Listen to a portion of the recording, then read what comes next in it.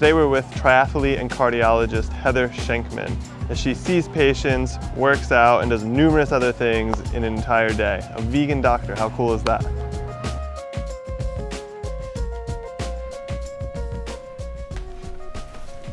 Then I've got all of my literature here.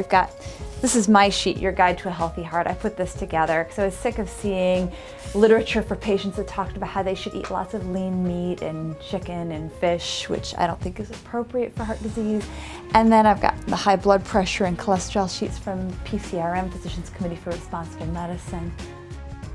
A cardiologist is a doctor who takes care of the heart and any heart problems, whether they be like heart attack, abnormal heart rhythms, chest pain, shortness of breath. Millions and millions of people are affected by coronary disease. Heart disease is the #1 cause of death in this country. 1 out of every 2 people in this country will die of something related to the cardiovascular system.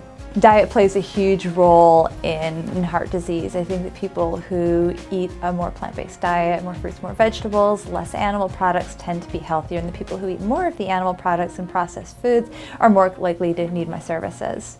I've been a vegetarian since I was a teenager. I was 16 when I went vegetarian, and during my cardiology fellowship training I was looking more at some of the literature from Dean Ornish and from Caldwell Esselstyn that was looking at how plant-based diets could prevent and reverse heart disease.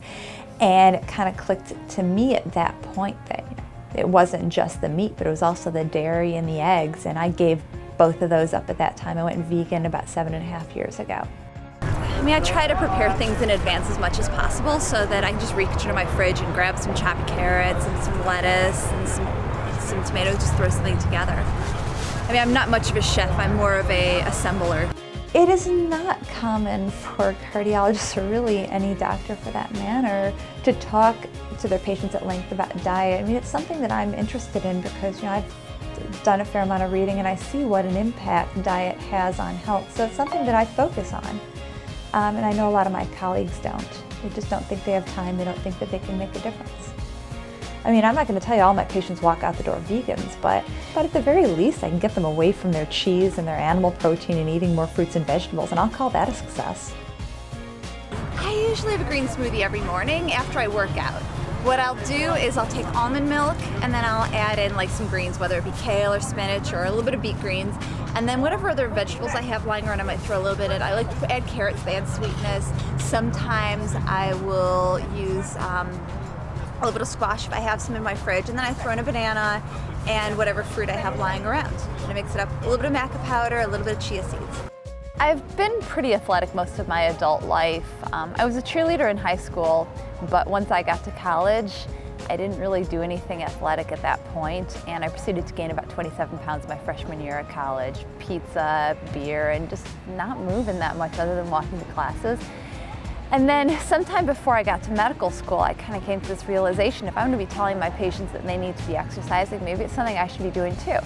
In 2005, spent all summer training for my first triathlon. It was the Finger Lakes Sprint Triathlon, and I did it and I had so much fun and I just got hooked on it. And once I moved out to California, I perhaps took it a little bit more seriously. I signed up for my first Olympic distance triathlon, then I did some half Ironman distance races, then I did my first Ironman in July of 2010.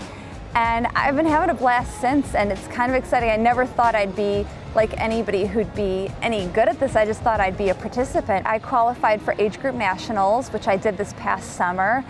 And I also am going to be on the U.S. Women's Masters Triathlon team at the Maccabiah Games in Tel Aviv next summer. The Maccabiah Games are the 3rd largest athletic event in the world. I'm very excited about that. When I talk to patients, I try to find out, like, what is it in their diet that really shouldn't be there? What's their Achilles heel? Is it their ice cream that they eat every day?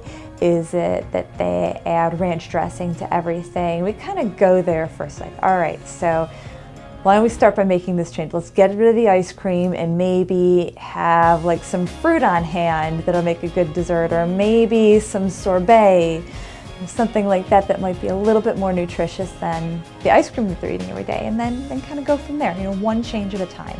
I would say to start making improvements, start one step at a time. Don't imagine that you're going to overhaul your diet completely overnight. Maybe start by cutting out dairy and seeing how that goes maybe for a couple of weeks. And then from there, maybe cut out meat or chicken and incorporate more non-animal source of protein. And then from there, incorporate more fruits and vegetables into that. Make it a gradual shift as opposed to doing it all of a sudden or expecting to do it all at once.